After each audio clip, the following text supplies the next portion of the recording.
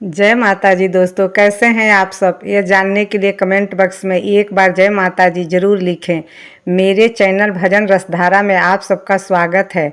दोस्तों, आज हम जानेंगे कि शरद पूर्णिमा 16 अक्टूबर को है या 17 अक्टूबर को है। तो दोस्तों, 16 अक्टूबर को व्रत का पूर्णिमा है और 17 अक्टूबर को दान दक्षिणा देने वाला पूर्णिमा है।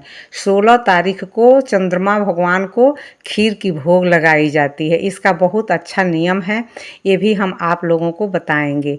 तो बने रहिएगा हमारे चैनल पर और हमारे चैनल को लाइक सब्सक्राइब ज़रूर कीजिएगा। आगे आने वाले टाइम में बहुत सारा त्यौहार आ रहा है, इसमें हम बहुत सारा भजन और कहानी सब कुछ आप सबको बताएंगे।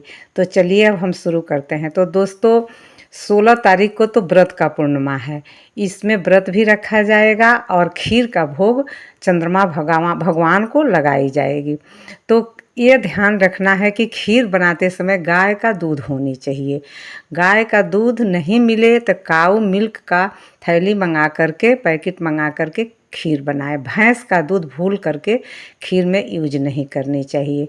और खीर में मखाना मिश्री डाल करके अच्छे तरह से, अगर हो सके तो खीर में पानी ना मिलाएं, थोड़ा सा ही बनाएं और खाँटी दूध में, अच्छा दूध में ही बनाएं।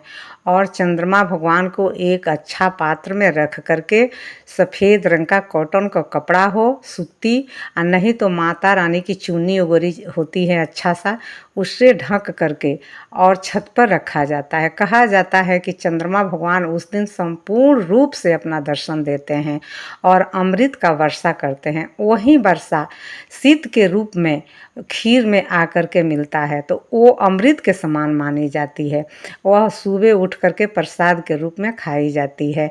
और किसी को कोई ज़्यादा तबीयत खराब है, बहुत पीड़ित है, कोई भारी दुख से पीड़ित है, उस आदमी को अगर सूरज ना निकले, सूरज से पहले खिला दिया जाए तो और अच्छा होता है। सुबह उठ कर के सूरज निकलने से पहले उसको खिलाया जाए तो उसके लिए बहुत लाभदायक होता है। बाकी तो वो अमृत की प्रसाद कोई भी खाता है तो उसके लिए लाभदायक होता है।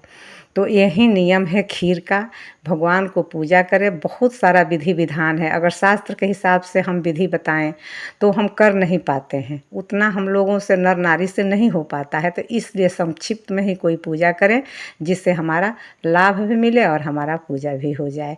तो इसीलिए दोस्तों, मैं आप सबके साथ ये सब शेयर कर रही हूँ। अगर अच्छा लगे तो मेरे कमेंट बॉक्स में एक बार जय माता जी ज़रूर लिखिएगा। और पूर्णिमा के साथ साथ कहानी भी सुनी जाती है। मैं आप लोग को कहानी भी सुना देती हूँ। तो चलिए शुरू करते हैं। एक साहूकार था। वो एक साहूकार था। साहूकार के दो पुत्री थी। दोनों पुत्री पूर्णिमा का व्रत रखती थी, परंतु बड़ी पुत्री पूर्णिमा का पूरा व्रत करती थी और छोटी पुत्री अधूरा व्रत करती थी। पूर्णिमा का परिणाम यह हुआ कि छोटी पुत्री की संतान पैदा होते ही मर जाती थी। उसने पीड़ित होकर के पंडितों से इसका कारण पूछा। पंडित ने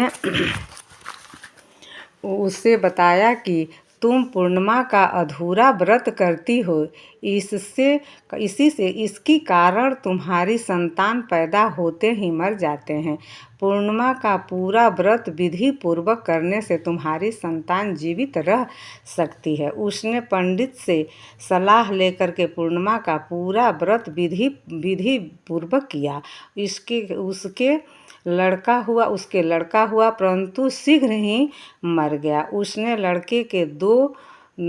लड़के को पीढ़े पर लेटा करके ऊपर से कपड़ा से ढक दिया। फिर बड़ी बहन को बुला करके लाई और बैठने के लिए वहीं दे दिया।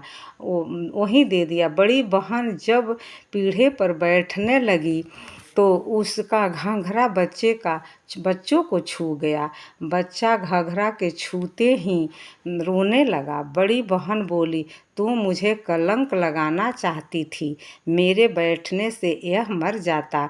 तब छोटी बहन बोली, यह तो पहले से ही मरा हुआ, तुम्हारे पुण्य से यह जीवित हो गया।